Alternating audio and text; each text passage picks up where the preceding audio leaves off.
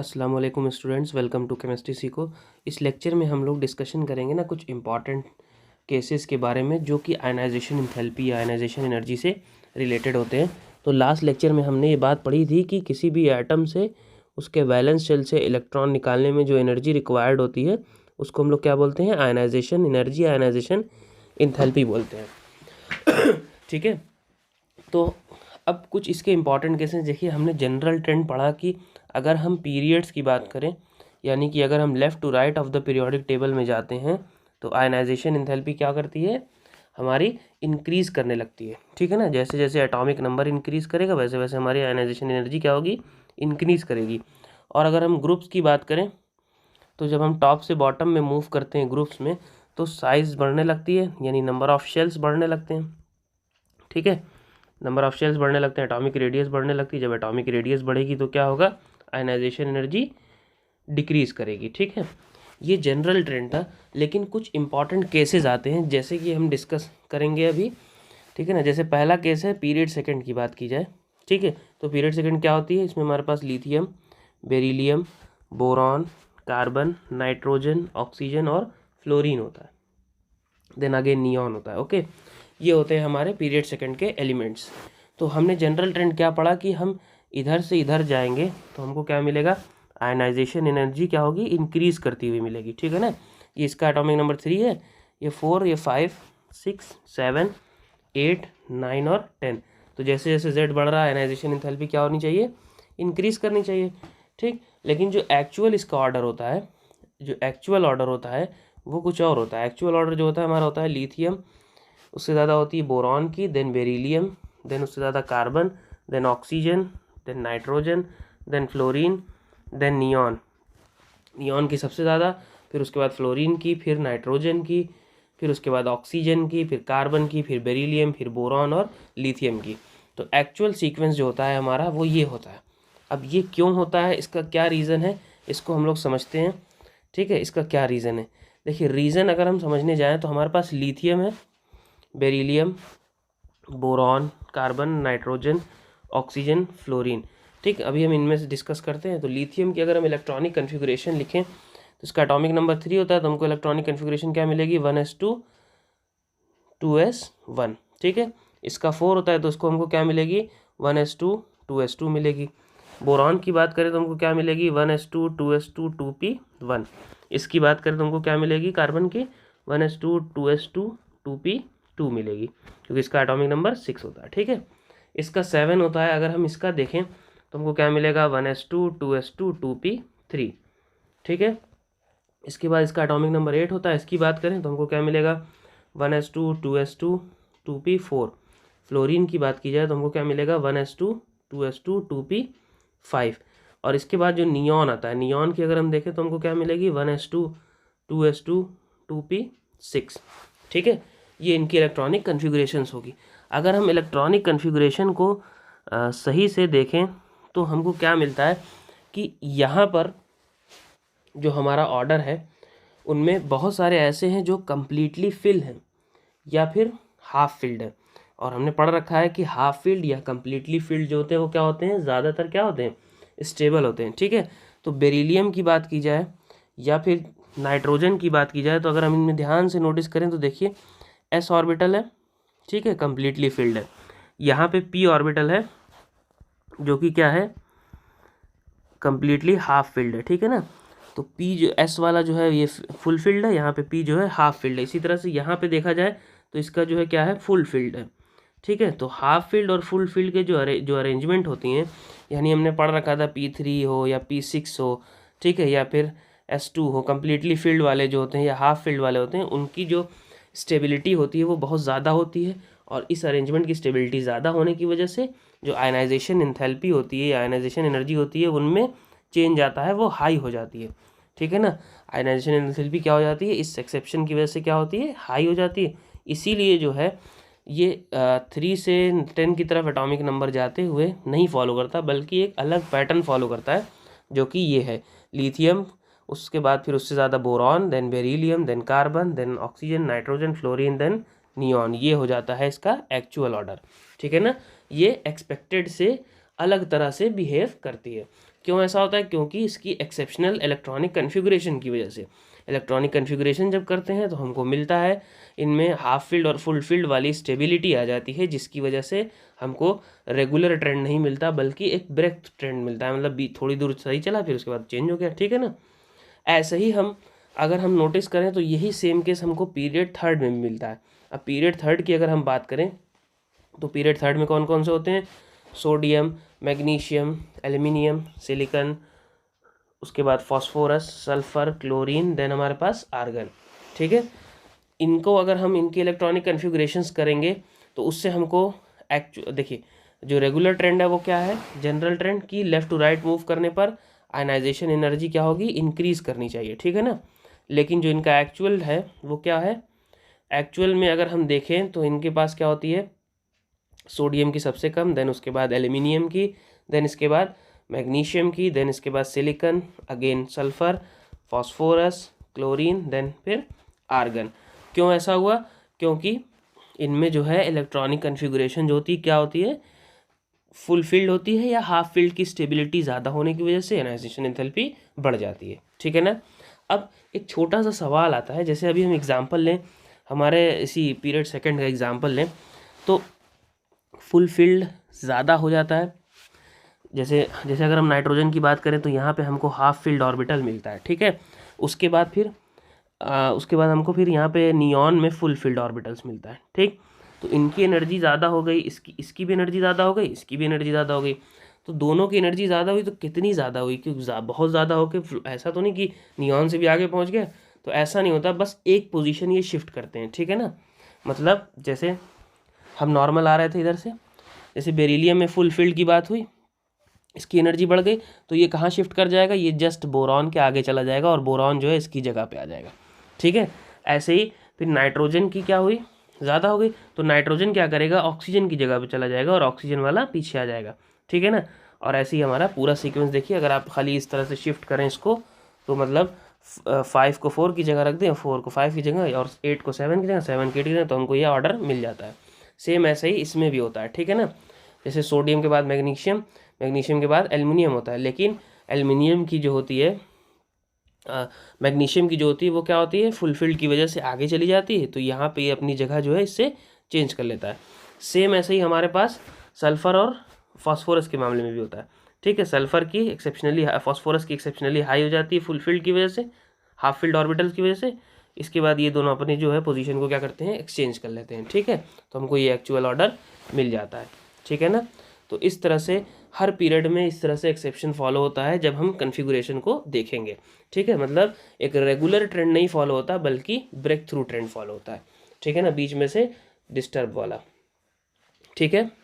इसके बाद एक बहुत इंपॉर्टेंट क्वेश्चन, बहुत इंपॉर्टेंट केस आता है, ठीक है, वेरी इंपॉर्टेंट केस, जो कि है हमारा कंपेयर करना, ठीक है ना, कंपैरिजन। इससे क्वेश्चंस भी पूछे जाते हैं, comparison of ionization energy first and ionization energy second of oxygen and nitrogen, ठीक है। ऑक्सीजन और नाइट्रोजन की फर्स्ट आयनाइजेशन और सेकंड आयनाइजेशन एनर्जी को क्या करना है? कंपेयर करना है। देखिए बहुत ध्यान से समझिएगा, ऑक्सीजन का एटॉमिक नंबर क्या होता है? ऑक्सीजन का एटॉमिक नंबर 8, ओके, और नाइट्रोजन का एटॉमिक नंबर 7। अगर हम इनकी कन्फिगुरेशन लिखें तो हमको क्या मिलेगी? इनकी कन्फिगरेशन लिखने पे हमको मिलती है 1s2 2s2 2p4, ठीक है, 8 एटॉमिक नंबर, इसलिए इसकी होती है 1s2 2s2 2p3, ठीक है ना। 7 एटॉमिक नंबर होता है इसका, इसलिए, ठीक है। तो अब हम ऑक्सीजन की बात करें तो हमने सपोज करिए कि हमने इसको कुछ एनर्जी दी, जिससे क्या हुआ? एक इलेक्ट्रॉन निकल गया। कुछ हमने मान लेते हैं एनर्जी दी जिसको हम आयनाइजेशन एनर्जी 1 मान रहे हैं, जो दी जिसकी वजह से ऑक्सीजन से एक इलेक्ट्रॉन निकल गया। इनिशियली जो था इसके पास मामला 1s2 2s2 2p4 था, ठीक है ना, 1s2 2s2 2p4 था। अब इससे एक इलेक्ट्रॉन निकला तो ये जो O+ बना, इसकी अगर हम कन्फिगरेशन लिखें तो हमको क्या मिलेगी? 1s2 2s2 2p3 मिलती है, ठीक है। इसके बाद फिर हमने सपोज किया और एनर्जी दिया, ठीक है, हमने इसको और ज़्यादा एनर्जी दी, तो और ज़्यादा एनर्जी दी तो अब ये क्या हो जाएगा? O2+ बना लेगा और इलेक्ट्रॉन। तो अब इस केस में इसके पास जो कन्फिगरेशन बचेगी वो क्या होगी? 1s2 2s2 2p2 हो जाएगी, ठीक। ऐसे ही हम नाइट्रोजन की बात करें तो नाइट्रोजन की इनिशियली जो कन्फिगुरेशन है वो क्या है, 1s2 2s2 2p3 हो रखी है। ठीक है, हमने इसको कुछ एनर्जी दी, ओके, जिसको हम फर्स्ट एनर्जी मान रहे हैं, फर्स्ट आयनाइजेशन एनर्जी। तो इससे इलेक्ट्रॉन निकलेगा तो यहाँ पे आएगा प्लस चार्ज। ठीक है, अब ये हमारे पास क्या हो गया, 1s2 2s2 2p2 हो गया। देन इसके बाद फिर इसकी अगर हम सेकंड करें तो N2 प्लस हो जाएगा, यहाँ एक और इलेक्ट्रॉन निकला। अब हम इसको देखें ध्यान से तो ये हमारे पास 1s2 2s2 2p1 हो गया। ठीक है, अब कंपेयर करें इसको तो ध्यान से देखिए, यहाँ पर जो कन्फिगुरेशन है वो 2p4 है, इसको एनर्जी दिया, एक इलेक्ट्रॉन निकला, तो यहाँ जो कन्फिगुरेशन हो गई वो क्या हो गई, 2p3 हो गई। तो अगर हम इन दोनों की आपस में कंपैरिजन करें तो आयनाइजेशन एंथैल्पी फर्स्ट जो होगी वो क्या होगी, लेस देन होगी सेकंड से। ठीक है, वैसे ही नीचे वाले केस में अगर हम नोटिस करें तो अगर आप ध्यान से देखें तो यहाँ पे 2p3 है। ठीक है ना, यहाँ पे देखिए 2p3 है और यहाँ पे से निकला इलेक्ट्रॉन 2p2 हुआ। इसका मतलब ये हाफ फील्ड ऑलरेडी है। ठीक है, ये हाफ फील्ड क्या है, ऑलरेडी है, और हाफ फील्ड बहुत ज़्यादा स्टेबल होता है, एक्सेप्शनली हाई होता है, हाईली स्टेबल होता है। ठीक है, तो इस केस में जो IE1 होगा वो ज़्यादा हो जाएगा IE2 से। तो ये भी ट्रेंड एक फॉलो होता है, इंपॉर्टेंट केस होता है। ठीक है ना, यानी कि कहने का मतलब कि ऑक्सीजन से पहला इलेक्ट्रॉन निकालना आसान है, लेकिन दूसरे वाले में बहुत ज़्यादा एनर्जी देनी पड़ेगी, क्योंकि उसकी इलेक्ट्रॉनिक कन्फिगुरेशन उसको क्या कर देती है, स्टेबल कर देती है। ठीक है ना, उसकी इलेक्ट्रॉनिक कन्फिगुरेशन उसको क्या कर देती है, स्टेबल कर देती है। लेकिन अगर हम बात करें नाइट्रोजन की तो उससे पहले ही इलेक्ट्रॉन निकालना मुश्किल होगा, क्योंकि उसकी कन्फिगुरेशन जो है ऑलरेडी हाफ फील्ड पे है और ज़्यादा स्टेबल हो। तो इन दोनों को अगर हम आपस में कंपेयर करें, तो हम नोटिस करेंगे कि ionization enthalpy first of oxygen जो होगी वो ionization enthalpy of nitrogen first से ज़्यादा होती है। ठीक है ना, मतलब ऑक्सीजन की जो होगी वो कम होगी नाइट्रोजन से। ठीक है, नाइट्रोजन की जो आयनाइजेशन फर्स्ट है वो क्या होगी, ज़्यादा होगी ऑक्सीजन से। लेकिन अगर हम सेकंड की बात करें, ठीक है, लेकिन हम आयनाइजेशन एंथैल्पी ऑफ सेकंड की बात करें तो ऑक्सीजन की ज़्यादा हो जाएगी नाइट्रोजन से। ऐसा क्यों हुआ, ऐसा वही हुआ इलेक्ट्रॉनिक कन्फिगुरेशन होने की वजह से, स्टेबल इलेक्ट्रॉनिक कन्फिगुरेशन होने की वजह से। ज़रा नोटिस करिए फिर से, देखिए यहाँ पे 2p4 है। ठीक है, यहाँ से इलेक्ट्रॉन निकालना ईजी हुआ। ठीक है, यहाँ पे 2p3 है, यहाँ से इलेक्ट्रॉन निकालना मुश्किल हुआ। तो ऑब्वियस सी बात है कि इसकी जो होगी क्या हो जाएगी, ज़्यादा हो जाएगी नाइट्रोजन की, जो कि यहाँ पे हमने मेंशन कर दिया। ठीक है, लेकिन जब हम सेकंड इलेक्ट्रॉन निकालने की बारी आती है तो सेकंड में ऑक्सीजन की ज़्यादा स्टेबल हो जाता है और नाइट्रोजन का उतना स्टेबल नहीं है। तो इसीलिए यहाँ पे सेकंड आयनाइजेशन एंथैल्पी ऑक्सीजन की ज़्यादा होती है। तो ये एक बहुत इंपॉर्टेंट क्वेश्चन है, ठीक है, कंपेयर करने का ऑक्सीजन और नाइट्रोजन की आयनाइजेशन एंथैल्पी को। ठीक है, इससे भी बहुत सारे क्वेश्चंस आते हैं। ठीक, अब अगेन अगर हम बात करें कुछ और ट्रेंड्स की, जैसे हमारा एक और इम्पॉर्टेंट ट्रेंड होता है ग्रुप 13 का। ठीक है, अभी तो हमने पीरियड्स में देखा, अब हम ग्रुप्स में देखते हैं। 13 जो होता है हमारा क्या होता है, बोरॉन, एल्युमिनियम, गैलियम, इंडियम और थैलियम। ठीक है, वैसे निमोनिक्स बनाया जाता है इसका कि बैगन, इसको हमने पहले भी बताया था, आलू, गाजर, इन थैली। ठीक है ना, थैली में तीनों चीज़। ठीक है, तो ये हमारा ग्रुप 13 है। अब जो हमने ट्रेंड पढ़ा, जनरल ट्रेंड, वो क्या पढ़ा कि sir down the group move करने पर आयनाइजेशन एंथैल्पी क्या होती है, घटती जाती है। यानी कि अगर एटॉमिक रेडियस यानी साइज़ बढ़ रही है तो हमारी आयनाइजेशन एंथैल्पी क्या होगी, घटती जाएगी। ठीक है, तो हमारे पास जो हमने एक्सपेक्टेड ऑर्डर था वो क्या होगा, हमने एक्सपेक्ट क्या किया था कि सर बोरॉन की सबसे ज़्यादा, देन उसके बाद एल्युमिनियम की, देन उसके बाद gallium, then indium, then thallium. ठीक है, लेकिन जो एक्चुअल होता है यानी जो सही वाला होता है वो क्या होता है, बोरॉन की सबसे ज़्यादा, देन उसके बाद थैलियम की, देन उसके बाद गैलियम की, देन उसके बाद एल्युमिनियम की, देन उसके बाद इंडियम की। ठीक है ना, जो एक्चुअल ऑर्डर होता है वो ये होता है। ठीक है, तो बैगन, थैले में, गाजर, आलू में। ठीक है, इस तरह से करके याद करना चाहें तो आप याद कर सकते हैं। अब ये एक्चुअल ऑर्डर ऐसा क्यों हुआ, इसकी रीज़न की बात की जाए तो देखिए, अगर हम थैलियम को देखें तो इसकी बहुत ज़्यादा है, क्योंकि ये इसने पोजीशन अपनी चेंज की यहाँ तक। ठीक है ना, मतलब उठ के एकदम सेकंड पोजीशन पे आया, बहुत ज़्यादा है।